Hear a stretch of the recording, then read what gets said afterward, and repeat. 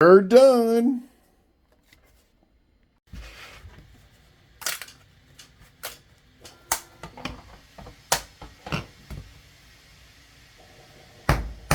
Oh, that C's done. They're good. Oh, man. Well, that's not good. That C's down there. Real good.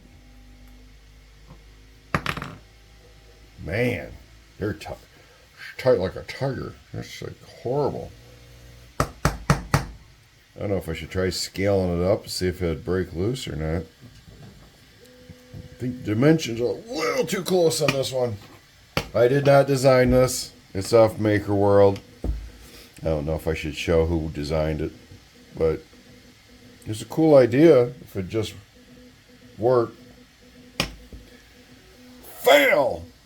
I mean, some silk filaments expand more than others, but they show it done in a silk, and so that's why I did mine in a silk, and I shouldn't have this problem. This shouldn't be locked up that much.